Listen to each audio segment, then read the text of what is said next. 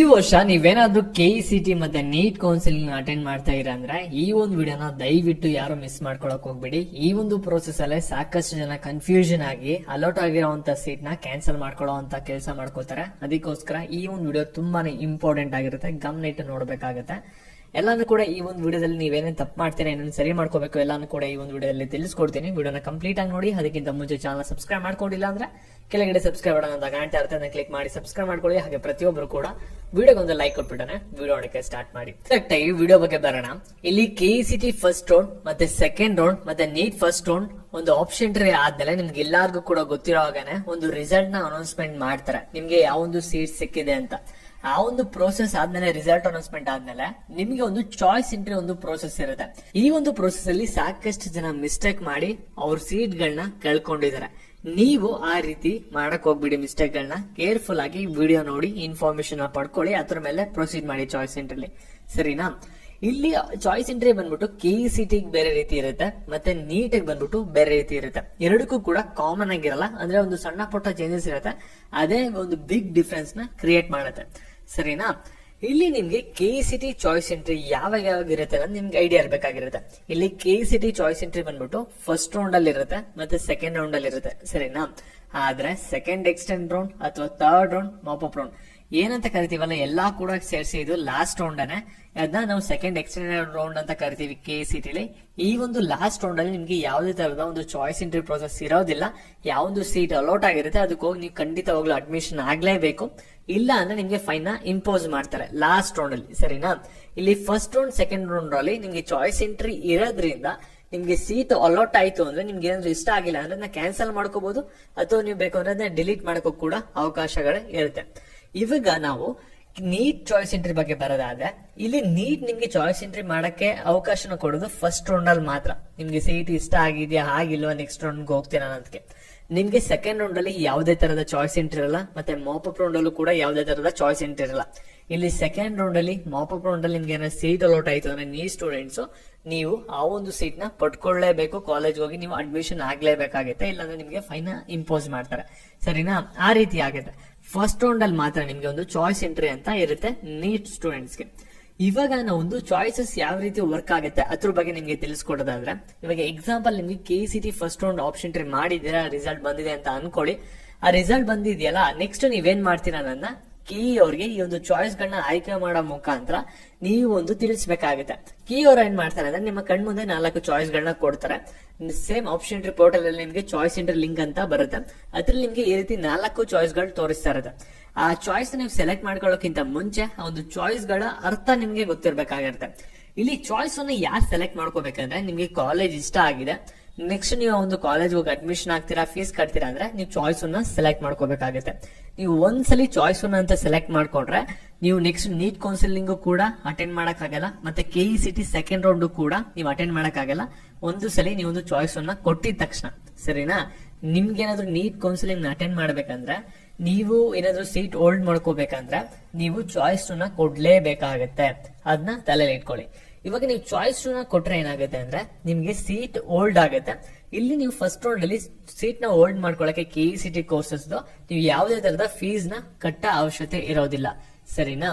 ಮತ್ತೆ ಚಾಯ್ಸ್ 3 ಕೊಟ್ಟಾಗ ಏನಾಗುತ್ತೆ ಅಂದ್ರೆ ನಿಮ್ಗೆ ಸೀಟ್ ಏನ್ ಅಲೌಟ್ ಆಗಿರುತ್ತಲ್ಲ ಅದು ನಿಮ್ಗೆ ಇಲ್ಲಿ ಹೋಲ್ಡ್ ಆಗಲ್ಲ, ನೀವು ಡೈರೆಕ್ಟ್ ಆಗಿ ನೆಕ್ಸ್ಟ್ ರೌಂಡ್ ಹೋಗ್ತೀರಾ. ಅಂದ್ರೆ KECT ಫಸ್ಟ್ ರೌಂಡ್ ಇರುತ್ತಲ್ಲ, ನೆಕ್ಸ್ಟ್ ಸೆಕೆಂಡ್ ರೌಂಡ್ ಸ್ಟಾರ್ಟ್ ಆಗೋವರೆಗೂ ಕೂಡ ವೇಟ್ ಮಾಡ್ತೀರಾ, ಚಾಯ್ಸ್ ನ ಕೊಟ್ಬಿಟ್ಟು. ಚಾಯ್ಸ್ 4 ನ ಯಾವಾಗ ಸೆಲೆಕ್ಟ್ ಮಾಡ್ಬೇಕಾಗುತ್ತೆ ಅಂದ್ರೆ, ನೀವು ಕೌನ್ಸಿಲಿಂಗ್ ಇಂದ ಎಕ್ಸಿಟ್ ಆಗಕ್ಕೆ ನಿರ್ಧಾರ ಮಾಡ್ಕೊಂಡಿದ್ರ, ಇನ್ ಮುಂದೆ ಯಾವುದೇ ರೌಂಡ್ ನ ಅಟೆಂಡ್ ಮಾಡಲ್ಲ ಅಂದ್ರೆ ನೀವು ಅವಾಗ ಮಾತ್ರ ಚಾಯ್ಸ್ 4 ನ ಸೆಲೆಕ್ಟ್ ಮಾಡ್ಕೋಬೇಕಾಗುತ್ತೆ, ಸರಿನಾ? ಇದು KECT first round choice entry ಈ ರೀತಿ ಇರುತ್ತೆ. 4 ಚಾಯ್ಸ್ಗೆ ಈ ರೀತಿ ಅಬ್ರಿವೇಷನ್ಸ್ ಗಳಿರುತ್ತೆ.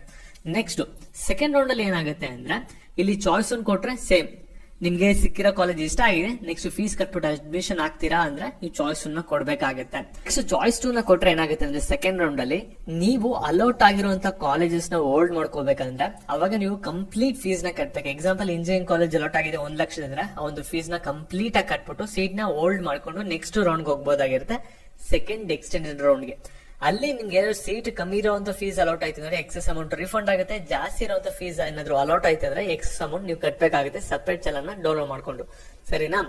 ನೆಕ್ಸ್ಟ್ ಚಾಯ್ಸ್ 3 ನ ನೀವೇನಾದ್ರು ಸೆಲೆಕ್ಟ್ ಮಾಡ್ಕೊಂಡ್ರೆ ಸೆಕೆಂಡ್ ರೌಂಡ್ ಅಲ್ಲಿ ನೀವು ಯಾವ್ದೇ ತರದ ಫೀಸ್ ನ ಕಟ್ಟ ಅಗತ್ಯ ಇರಲ್ಲ. ಚಾಯ್ಸ್ ನಿಮ್ಗೆ ಅಲೌಟ್ ಆಗಿರುವಂತ ಕಾಲೇಜ್ ಬಂದ್ಬಿಟ್ಟು ಇವಾಗ ಫಸ್ಟ್ ರೌಂಡ್ ಅಲ್ಲಿ ಅದು ಆಟೋಮೆಟಿಕ್ ಆಗಿ ಡಿಲೀಟ್ ಆಗುತ್ತೆ. ನೀವು ನೆಕ್ಸ್ಟ್ ರೌಂಡ್ ಹೋಗ್ತೀರಾ. ನೆಕ್ಸ್ಟ್ ಚಾಯ್ಸ್ 4 ನ ಸೆಲೆಕ್ಟ್ ಮಾಡ್ಕೊಂಡ್ರೆ ನೀವು ಕೌನ್ಸಿಲಿಂಗ್ ಇಂದ ಎಕ್ಸಿಟ್ ಆಗ್ತೀರಾ. ನೆಕ್ಸ್ಟ್ ರೌಂಡ್ ನ ನೀವು ಅಟೆಂಡ್ ಮಾಡಕ್ಕಾಗಲ್ಲ. ನಿಮ್ಗೆ ಪ್ರೊಸೀಜರ್ ಎಲ್ಲ ಕಟ್ ಡೌನ್ ಆಗುತ್ತೆ. ನೀವು ಆರಾಮಾಗಿ ಮ್ಯಾನೇಜ್ಮೆಂಟ್ ಮುಖಾಂತರ ಅಡ್ಮಿಷನ್ ಆಗ್ಬೋದು, ಇಲ್ಲ ನೆಕ್ಸ್ಟ್ ಡೇ ಡ್ರಾಪ್ ಔಟ್ ಆಗ್ತೀರಾ ಅಂದ್ರೆ ಆಗ್ಬೋದಾಗಿರುತ್ತೆ ಚಾಯ್ಸ್ 4 ನ ಕೊಟ್ರೆ. ನೆಕ್ಸ್ಟ್ ಇಲ್ಲಿ ನೆಕ್ಸ್ಟ್ ಥರ್ಡ್ ರೌಂಡ್ ಏನಿದೆಯಲ್ಲ, ಥರ್ಡ್ ರೌಂಡ್ ಅಥವಾ ಸೆಕೆಂಡ್ ಎಕ್ಸ್ಟೆಂಡ್ ರೌಂಡ್ ಅಥವಾ KCT ಮಾಪಪ್ ರೌಂಡ್ ಎಲ್ಲಾ ಕೂಡ ಒಂದೇನೆ. ಇಲ್ಲಿ ನಿಮ್ಗೆ ಯಾವುದೇ ತರದ ಚಾಯ್ಸ್ ಇರಲ್ಲ. ಇಲ್ಲಿ ನಿಮ್ಗೆ ಏನಾದ್ರು ಸೀಟ್ ಸಿಕ್ತು ಅಂದ್ರೆ 100% ನೀವು ಕಾಲೇಜ್ ಹೋಗಿ ಅಡ್ಮಿಷನ್ ಆಗ್ಲೇಬೇಕು. ಆಗಿಲ್ಲ ಅಂದ್ರೆ ಇಲ್ಲಿ ನಿಮ್ಗೆ ಥರ್ಡ್ ರೌಂಡ್ ಅಲ್ಲಿ ಫೈನ್ ನ ಇಂಪೋಸ್ ಮಾಡ್ತಾರೆ. ಸರಿನಾ? ನೆಕ್ಸ್ಟ್ ಇವಾಗ ಚಾಯ್ಸ್ 2 ಕೊಟ್ರೆ ಏನಾಗುತ್ತೆ ಅಂದ್ರೆ, ಎಕ್ಸಾಂಪಲ್ ಆಗಿ ನಿಮ್ಗೆ ಫಸ್ಟ್ ರೌಂಡ್ ಅಲ್ಲಿ ಈ ರೀತಿ ಆಪ್ಷನ್ ನ ಕೊಟ್ಟಿರ್ತೀರಾ. ಇಲ್ಲಿ 1, 2, 3 ಅಂತ ಕೊಟ್ಟಿದೀನಿ. ನೀವು ಒಂದು 50 ಕಾಲೇಜ್ ಕೊಟ್ಟಿದ್ದೀರಾ ಅಂತ ಅನ್ಕೊಳ್ಳಿ. ನಿಮಗ್ ಬಂದ್ಬಿಟ್ಟು ಏನಾಗಿರುತ್ತೆ ಅಂದ್ರೆ ಇಲ್ಲಿ 30th ಕಾಲೇಜ್ ಬಂದ್ಬಿಟ್ಟು ಅಲೌಟ್ ಆಗಿರುತ್ತೆ ಅಂತ ಅನ್ಕೊಳ್ಳಿ. ಸರಿನಾ? ಇಲ್ಲಿ ನಾನು 3 ಅಂತ ಕೊಟ್ಟಿದ್ದೀನಿ. ಸರಿನಾ? ಇಲ್ಲಿ ಜಾಸ್ತಿ ನಂಬರ್ ಸಾಕಾಗಲ್ಲ ಅನ್ಬಿಟ್ಟು ಇಲ್ಲಿ ಇಮ್ಯಾಜಿನ್ ಮಾಡ್ಕೊಳ್ಳಿ, 30th ಕಾಲೇಜ್ ನಿಮ್ಗೆ ಅಲೌಟ್ ಆಗಿದೆ.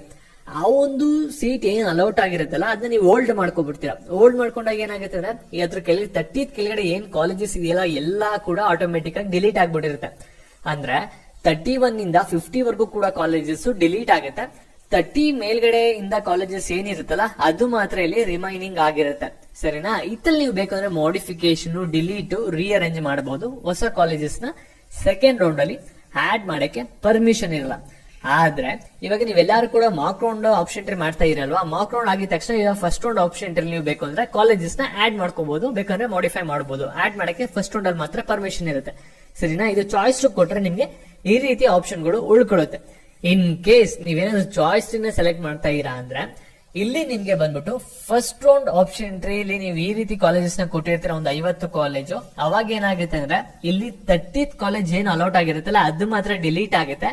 ಇಲ್ಲಿ 1 to 29 ಅದೇ ರೀತಿ ಇರುತ್ತೆ. ನೆಕ್ಸ್ಟ್ 31 ಇಂದ 50 ವರೆಗೂ ಕೂಡ ಕಾಲೇಜಸ್ ಅದೇ ರೀತಿ ಇರುತ್ತೆ. ಅಂದ್ರೆ ಇಲ್ಲಿ ಚಾಯ್ಸ್ 3 ಕೊಟ್ಟಾಗ ಏನಾಗುತ್ತೆ ಅಂದ್ರೆ ಒಂದೇ ಒಂದು ಕಾಲೇಜು ಅಲೌಟ್ ಆಗಿರೋ ಡಿಲೀಟ್ ಆಗುತ್ತೆ. ಚಾಯ್ಸ್ 2 ಕೊಟ್ಟಾಗ ಇಲ್ಲಿ ನೀವೇನ್ ಹೋಲ್ಡ್ ಮಾಡ್ಕೊಂಡಿರ್ತಿರಲ್ಲ ಅದ್ರ ಕೆಳಗಡೆ ಇರುವಂತ ಕಾಲೇಜಸ್ ಬಂದ್ಬಿಟ್ಟು ಸಂಪೂರ್ಣವಾಗಿ ಡಿಲೀಟ್ ಆಗುತ್ತೆ.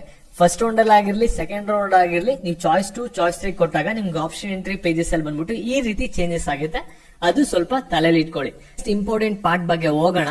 ಅದಕ್ಕಿಂತ ಮುಂಚೆ ಚಾಯ್ಸ್ ಎಂಟ್ರಿ ಬಗ್ಗೆ ಬರೋದಾದ್ರೆ ಇಲ್ಲೂ ಕೂಡ ಎಲ್ಲಾ ಚಾಯ್ಸಸ್ ಕೂಡ ಸೇಮ್ ಇರುತ್ತೆ. ಆದ್ರೆ ಇಲ್ಲಿ ಚಾಯ್ಸ್ 2 ಕೊಟ್ಟಾಗ ಫಸ್ಟ್ ರೌಂಡ್ ಅಲ್ಲಿ ನೀವೇನಾದ್ರೂ ಚಾಯ್ಸ್ 2 ಸೆಲೆಕ್ಟ್ ಮಾಡ್ಕೋತಾ ಇದೀರಾ ಅಂದ್ರೆ ಅಲ್ಲಿ ನಿಮ್ಗೆ ಏನೊಂದು ಸೀಟ್ ಅಲೌಟ್ ಆಗಿರುತ್ತಲ್ಲ, ಎಕ್ಸಾಂಪಲ್ ಆಗಿ ನಿಮ್ಗೆ ಗೌರ್ಮೆಂಟ್ ಕೋಟಾ ಸೀಟ್ ಅಲೌಟ್ ಆಗಿದೆ ಅಂದ್ರೆ ಅಲ್ಲಿ 1.5 ಲಕ್ಷ ಫೀಸ್ ತೋರಿಸಿದೆ. ಅಷ್ಟು ಫೀಸ್ ಕಂಪ್ಲೀಟ್ ಆಗಿ ಕೊಟ್ಬಿಟ್ಟು ನೀವು ಒಂದು ಸೀಟ್ ನ ಹೋಲ್ಡ್ ಮಾಡ್ಕೋಬೇಕಾಗುತ್ತೆ ಪೇ ಮಾಡ್ಬಿಟ್ಟು.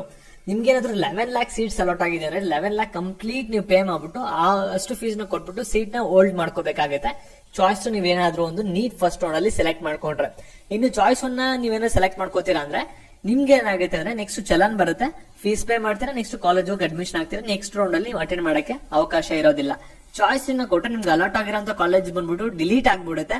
ಡಿಲೀಟ್ ಆಗ್ಬಿಟ್ಟು ನಿಮ್ಗೆ ನೆಕ್ಸ್ಟ್ ರೌಂಡ್ ಅಲ್ಲಿ ನಿಮ್ಗೆ ಹೊಸ ಕಾಲೇಜಸ್ ಯಾವ್ದಾರ ಸಿಗುತ್ತೆ ಅನ್ನೋದಕ್ಕೆ ನೀವು ವೆಯ್ಟ್ ಮಾಡ್ಬೇಕಾಗುತ್ತೆ. ಚಾಯ್ಸ್ 4 ಕೊಟ್ರೆ ಕೌನ್ಸಿಲಿಂಗ್ ಇಂದಾನೆ ಎಕ್ಸಿಟ್ ಆಗ್ತೀರಾ. ಸರಿನಾ? ಮತ್ತೆ ನೀಟ್ ಸೆಕೆಂಡ್ ರೌಂಡ್ ಅಲ್ಲಿ ಯಾವುದೇ ತರದ ಚಾಯ್ಸ್ ಎಂಟ್ರಿ ಇಲ್ಲ. ಇಲ್ಲಿ ನೀಟ್ ಮಾಪಪ್ ನೀವು ಅಟೆಂಡ್ ಮಾಡ್ಬೇಕಂದ್ರೆ ಏನ್ ಎಲಿಜಿಬಿಲಿಟಿ ಇರಬೇಕಂದ್ರೆ ನಿಮ್ಗೆ ಯಾವುದೇ ತರದ ಸೀಟ್ ಅಲೌಟ್ ಆಗಿರಬಾರ್ದು. ಮತ್ತೆ ನಿಮ್ಗೆ ಏನಾದ್ರು ಡೆಂಟಲ್ ಸೀಟ್ ಏನಾದ್ರು ಅಲೌಟ್ ಆಗಿದೆ ಅಂದ್ರೆ ಅದನ್ನ ನೀವು ಕ್ಯಾನ್ಸಲ್ ಮಾಡ್ಬಿಟ್ಟು ಮೆಡಿಕಲ್ ಮಾಪಪ್ ಅಟೆಂಡ್ ಮಾಡಬಹುದು. ನಿಮ್ಗೆ ಏನಾದ್ರು ಅಲ್ಲಿ ಮೆಡಿಕಲ್ ಸೀಟ್ ಏನಾದ್ರು ಅಲೌಟ್ ಆಗಿದೆ ಅಂದ್ರೆ ಮೆಡಿಕಲ್ ಸೀಟ್ ನ ಕ್ಯಾನ್ಸಲ್ ಮಾಡ್ಬಿಟ್ಟು ಡೆಂಟಲ್ ಮಾಪಪ್ ಅಟೆಂಡ್ ಮಾಡಬಹುದು. ಈ ರೀತಿ ವರ್ಕ್ ಆಗುತ್ತೆ. ಸರಿನಾ? ಈ ಒಂದು ವಿಡಿಯೋನ ಎಲ್ಲರಿಗೂ ಕೂಡ ಶೇರ್ ಮಾಡಿ ಮತ್ತೆ ಇದೇ ರೀತಿ ಅಪ್ಡೇಟ್ಸ್ ಗಾಗಿ ಚಾನಲ್ ಸಬ್ಸ್ಕ್ರೈಬ್ ಮಾಡ್ಕೊಳ್ಳಿ. Thank you.